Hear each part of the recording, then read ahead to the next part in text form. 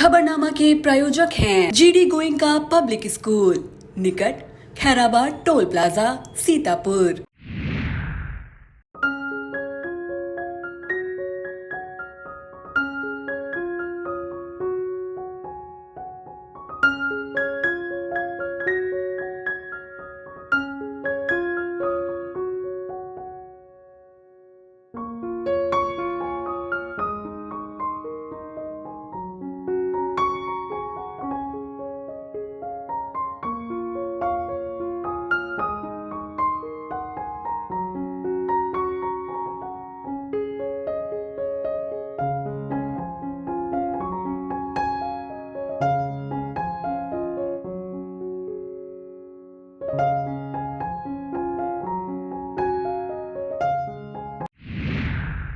नमस्कार, बहुत स्वागत है आपका। मैं हूं बबीता सिंह और आप देख रहे हैं अपना पसंदीदा चैनल आई इंडिया।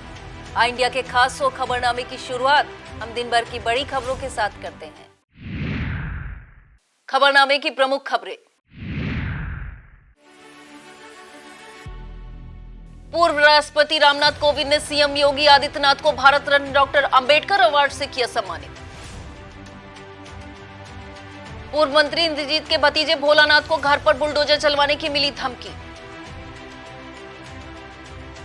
हाई स्कूल फेल बना प्राइमरी का मास्टर, बीएसए ने दिए जांच के आदेश। उपचुनाव स्वार और 96 में भाजपा की भी साख पर दांव, दोनों सीटों पर सहयोगी अपना दल के प्रत्याशी लड़ रहे चुनाव। गर्भावस्था के दौरान कार्यालय में काम करेंगी बस परिचालक, शासन से मिली मंजूरी। महाराणा प्रताप जयंती पर 9 मई को सीतापुर में सार्वजनिक अवकाश की उठी मांग, सीएम को भेजा गया मांग पत्र। खेलो इंडिया के सफल आयोजन के लिए आरएमपी डिग्री कॉलेज के डॉक्टर सुनील कुमार को बनाया गया नोडल अधिकारी। लखीमपुर खीरी में गांधीगिरी कर ट्रैफिक नियमों का पालन करने के प्रति किया गया जागरूक। उत्तर प्रदेश के मुख्यमंत्री योगी आदित्यनाथ को भारत रत्न डॉक्टर अंबेडकर अवार्ड से सम्मानित किया गया।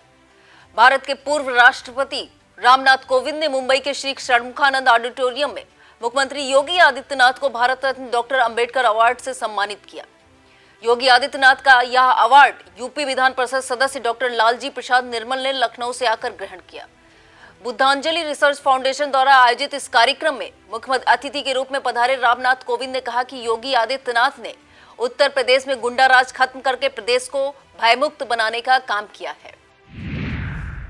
सपा के राष्ट्रीय महासचिव व बसपा सरकार में कैबिनेट मंत्री रहे इंद्रजीत सरोज के भतीजे व पूर्व जिला पंचायत सदस्य भोलानाथ को अनजान नंबर से फोन करके घर पर बुलडोजर चलवाने की धमकी दी गई है। भोला के बेटे ने वाहन पर ईंट पत्थर भी चलाए गए। मामले में भोला ने शनिवार को एसपी ब्रजेश कुमार से शिकायत की है। आरोप है कि मंझनपुर से भाजपा प्रत्याशी वीरेंद्र फौजी ने यह हमला कराया है। एसपी ने मामले की जांच कर कार्रवाई का निर्देश दिया है। बता दें, सदर कोतवाली के भरसवा निवासी भोलानाथ समाजवादी पार्टी के कार्यकर्ता हैं। वह सपा के राष्ट्रीय महासचिव व पूर्व कबीना मंत्री इंद्रजीत सरोज व मौजूदा मंझनपुर विधायक के भतीजे हैं। आरोप है कि नगरपालिका मंझनपुर से भाजपा प्रत्याशी वीरेंद्र फौजी ने उन्हें धमकी दी कि मतगणना का परिणाम अगर ठीक नहीं आया तो घर पर बुलडोजर चलवा दिया जाएगा। मैनपुरी के बेसिक शिक्षा विभाग में एक के बाद एक फर्जी शिक्षकों की शिकायत मिल रही है। अब करहल में तैनात एक शिक्षक की फर्जी अभिलेखों के सहारे नौकरी करने की शिकायत उसके चाचा ने ही की है। शिकायत मिलने पर बीएसए ने खंड शिक्षा अधिकारी करहल को जांच अधिकारी नियुक्त किया है। गांव टिकुरी निवासी राजेंद्र यादव ने बीएसए को शिकायती पत्र देते हुए कहा कि हरेंद्र सिंह वर्तमान में करहल विकास खंड के प्राथमिक विद्यालय पड़री पर सहायक अध्यापक के रूप में तैनात हैं। हरेंद्र सिंह की शैक्षिक योग्यता हाई स्कूल फेल है। आरोप लगाया गया है कि हरेंद्र ने अपना नाम बदल लिया है। उसका सही नाम हृदय कुमार है। उसकी जन्म तिथि 29 नवंबर 1974 है। शिकायतकर्ता ने अपने शिकायती पत्र में कक्षा 6 से 8 और कक्षा 9 से 10 की टीसी और अंक पत्र भी संलग्न किए हैं, जिसमें हरेंद्र का नाम हृदय बताया गया है। बीएसए ने शिकायती पत्र मिलने के बाद शिक्षक हरेंद्र सिंह की जांच शुरू करा दी है। रामपुर की स्वार और मिर्जापुर की 96 विधानसभा सीट पर उपचुनाव में कब्जा बचाने में अपना दल एस के साथ उसकी सहयोगी सत्तारूढ़ भाजपा की साख दांव पर है। प्रदेश में हो रहे निकाय चुनाव के शोरगुल में 2 विधानसभा उपचुनाव का शोर हल्ला हल्का पड़ गया है, लेकिन दोनों सीटों के नतीजे आगामी लोकसभा चुनाव के मद्देनजर महत्वपूर्ण होंगे। राजनीतिक हलकों में चर्चा है कि स्वार और 96 सीट पर प्रत्याशी भले ही अपना दल के हैं, लेकिन चुनाव के नतीजे भाजपा सरकार व संगठन के दृष्टिकोण से ही देखे जाएंगे। दोनों सीटों पर 10 मई को मतदान होगा और 13 मई को निकाय चुनाव के साथ ही इन दोनों सीटों के परिणाम भी घोषित किए जाएंगे। मुस्लिम बहुल स्वार सीट पर सपा ने हिंदू वोट बैंक को साधने के लिए अनुराधा चौहान को प्रत्याशी बनाया है, वहीं अपना दल ने शरीफ अहमद अंसारी को टिकट दिया है। बसपा और कांग्रेस ने प्रत्याशी नहीं उतारे हैं। अंसारी पसमानदा समाज से आते हैं। भाजपा प्रदेश से लेकर देश भर में पसमानदा समाज के वोट बैंक में सेंध लगाने का पुरजोर प्रयास भी कर रही है। आजम खान की ओर से स्वार को लेकर खुली चुनौती के बाद भाजपा और अपना दल के लिए यह सीट प्रतिष्ठा का सवाल बन गई है। आगामी दिनों में CM Yogi Adityanath, deputy CM Keshav Prasad Maurya, Brajesh Pathak सहित सरकार के मंत्री वहां चुनावी दौरा कर सकते हैं। रोडवेज में तैनात महिला परिचालक गर्भावस्था के दौरान बस की ड्यूटी की जगह कार्यालय में लिपिकीय कार्य करेंगी। इस संबंध में शासन से मंजूरी मिलने के बाद अपर प्रबंध निदेशक ने सभी अनुभाग अधिकारियों को निर्देश जारी कर दिए हैं। हालांकि पूरे कार्यकाल में महिला परिचालकों को यह सुविधा सिर्फ 2 बार ही दी जाएगी। प्रदेश में इस समय 1000 से अधिक महिला बस परिचालक कार्यरत हैं। इनकी मांग थी कि गर्भावस्था के दौरान उन्हें लिपिकीय कार्य की सुविधा दी जाए। इसको लेकर पिछली 18 अप्रैल को हुई बोर्ड की बैठक में प्रस्ताव पेश किया गया था। अपर प्रबंध निदेशक अन्नपूर्णा गर्ग ने सभी अनुभाग अधिकारियों को महिला परिचालकों को यह सुविधा देने के निर्देश जारी कर दिए हैं। अब खबरें जनपद सीतापुर से। अभद्र वीडियो वायरल करने के मामले में प्रभारी निरीक्षक मिश्रिक को पत्र सौंपा गया है। यह पत्र मिश्रिक कोतवाली क्षेत्र के ग्राम खनौना निवासी भाजपा मंडल अध्यक्ष आलोक मिश्रा ने सौंपा है। शिकायती पत्र में आरोप लगाया गया है कि ग्राम डिघिया निवासी वसीम सलमान पुत्र सलीम के द्वारा फेसबुक पर एक अभद्र वीडियो वायरल किया गया है। वायरल वीडियो में प्रदेश के मुख्यमंत्री योगी आदित्यनाथ की फोटो को एडिट करके अखिलेश यादव के चरण स्पर्श करते हुए दिखाया गया है, जिसमें लाखों हिंदुओं की भावनाएं आहत हो गई रही हैं। उन्होंने आरोपियों पर कड़ी कार्रवाई की मांग की है। समाजवादी पार्टी से नगरपालिका अध्यक्ष पद की प्रत्याशी रश्मि जायसवाल ने सपा प्रमुख अखिलेश यादव को पत्र भेजकर सपा के बागियों पर कार्रवाई करने की मांग की है। भेजे गए पत्र में सपा प्रत्याशी ने पूर्व विधायक राकेश राठौर समेत 5 अन्य लोगों को पार्टी से बाहर किए जाने को लेकर पत्र भेजा है। बिजली उपभोक्ताओं को अब अपनी समस्याओं के निस्तारण के लिए बिजली दफ्तर के चक्कर नहीं लगाने पड़ेंगे। बिजली विभाग की शिकायतों के निस्तारण के लिए समय सीमा तय करने के साथ विभाग को समाधान पोर्टल से जोड़ दिया गया है। इसके अतिरिक्त प्रत्येक सोमवार अवर अभियंता उपखंड अधिकारी 10 से 12 बजे तक अपने उपकेंद्र पर शिकायतें सुनेंगे। साथ ही ऑनलाइन शिकायत भी की जा सकेगी। एआरटीओ दफ्तर से डीएल जारी होने के बाद भी हजारों की तादाद में आवेदन बिना लाइसेंस वाहन चलाने को मजबूर हैं। बता दें कि लखनऊ के एक निजी कंपनी को पूरे प्रदेश में ड्राइविंग लाइसेंस भेजने का कार्य दिया गया है, जिसमें कंपनी नाकाम साबित हो रही। प्रदेश के सभी जनपदों के लाइसेंस लटके हैं। सीतापुर में 5000 से अधिक आवेदकों को लाइसेंस का इंतजार है। राष्ट्रवादी ब्राह्मण समाज का सामूहिक यज्ञोपवीत कार्यक्रम 28 मई को नैमिषारण्य में आयोजित किया गया। संगठन प्रमुख पंडित राम प्रसाद अवस्थी ने बताया कि इच्छुक लोग पहले से पंजीकरण कराकर 28 मई को यज्ञोपवीत करा सकते हैं। शनिवार को ज्येष्ठ मास का शुभारंभ हुआ। हनुमान की आराधना वाले इस महीने की शुरुआत शनिवार से होने से शहर के हनुमान मंदिरों में भक्तों की भीड़ देखी गई। मंगलवार को शहर में जगह जगह भंडारे के आयोजन कर भक्तों को प्रसाद खिलाया जाएगा। राम भक्त ज्येष्ठ माह के आयोजनों को लेकर तैयारियों में जुटे हैं। वक्त हो चला है एक छोटे से ब्रेक का। फौरन लौटते हैं ब्रेक के बाद। आप देखते रहिए खबरनामा।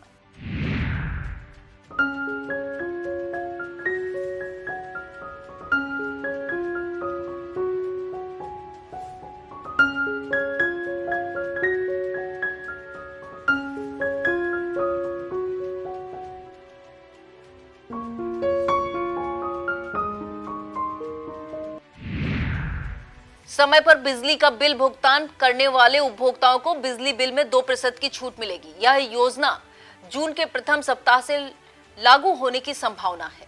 नए टैरिफ के तहत उपभोक्ताओं को 2% छूट दी जाएगी।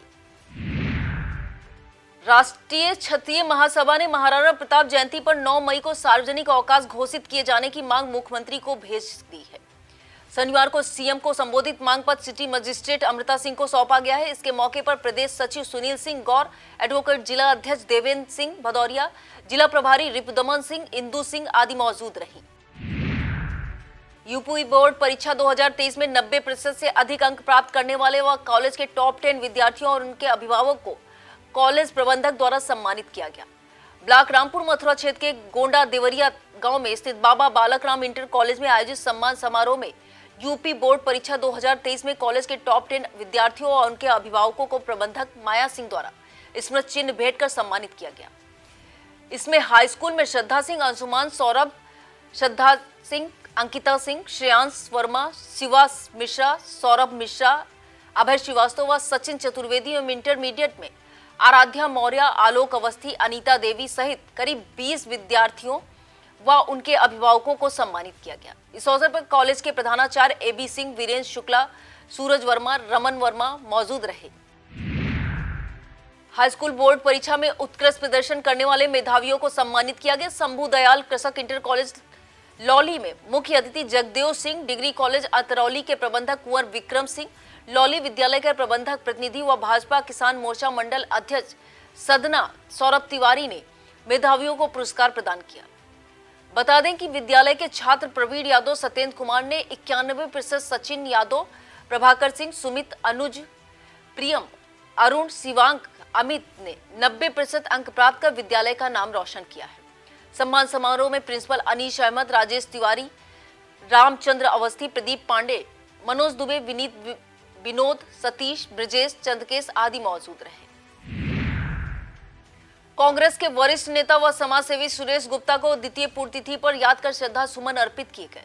श्रद्धांजलि सभा में पूर्व विधायक हरीश वाजपेयी ने कहा कि सुरेश गुप्ता सदैव गरीब, पीड़ित और असहाय लोगों की सहायता के लिए तत्पर रहते थे। श्रद्धांजलि सभा में पूर्व विधायक रमेश राही, कांग्रेस जिला अध्यक्ष उत्कर्ष अवस्थी, राकेश अवस्थी, जमुना प्रसाद शर्मा, रमेश निषाद, विनीत दीक्षित, ज्ञान प्रकाश सिंह प्रतीक, M Salahuddin, TP Singh, Sanjay Gupta, Amit Mishra, JP Shukla, KG Trivedi आदि मौजूद रहे। खेलो इंडिया के यूनिवर्सिटी गेम्स 2023 के सफल आयोजन के लिए युवा कल्याण एवं खेल मंत्रालय द्वारा भारत सरकार द्वारा RMP डिग्री कॉलेज के असिस्टेंट प्रोफेसर शारीरिक शिक्षा डॉक्टर सुनील कुमार को नोडल अधिकारी नियुक्त किया गया है। यह जानकारी सह प्रेस प्रभारी डॉक्टर अजीत यादव ने दी। उन्होंने बताया कि डॉक्टर सुनील कुमार 8 मई से 3 जून तक इस प्रतियोगिता की प्रतिदिन की रिपोर्ट केंद्र सरकार को भेजेंगे। इस उपलब्धि पर महाविद्यालय प्रबंधक समिति अध्यक्ष अनूप गुप्ता, प्राचार्य प्रोफेसर रजनीकांत श्रीवास्तव ने हर्ष व्यक्त किया है। इस मौके पर डॉक्टर यामिनी शुक्ला, डॉक्टर पवन कुमार यादव, डॉक्टर रमेश गुप्ता, कार्यालय अधीक्षक अभिषेक श्रीवास्तव, आशु लिपिक अमित श्रीवास्तव आदि मौजूद रहे। रामपुर मथुरा थाना क्षेत्र के अंतर्गत शनिवार को सर्पदंश से एक 10 वर्षीय बालिका की मौत हो गई। मिली जानकारी के मुताबिक ग्राम पंचायत जरावन के मजरा सेठराम के निवासी हनुमान वर्मा की पुत्री सपना दोपहर को रसोई घर में कोई सामान निकाल रही थी। इसी बीच ईंटों में छिपे सांप ने उसे काट लिया, जिससे बालिका सपना की मौत हो गई। बताया जाता है कि परिजन उसे CHC ले जाने के बजाय झाड़ फूंक कराने के लिए भटकते रहे, जिससे बालिका का समय पर इलाज नहीं हो सका। अब खबरें जनपद लखीमपुर खीरी से। ट्रैफिक नियमों का पालन न करने वालों को गांधीगिरी कर जागरूक किया गया। इसके अलावा जागरूकता के क्रम में आधा दर्जन मॉडिफाइड साइलेंसर उतरवाए गए। यातायात पुलिस खीरी व ट्रैफिक वॉलंटियर्स द्वारा संयुक्त रूप से ट्रैफिक नियमों का पालन न करने वाले व्यक्तियों को फूल देकर जागरूक किया गया। पुलिस अधीक्षक खीरी गणेश प्रसाद साहा के निर्देशन में यातायात पुलिस खीरी द्वारा आम जनमानस को ट्रैफिक नियमों का पालन करने के संबंध में पंपलेट वितरित किए गए।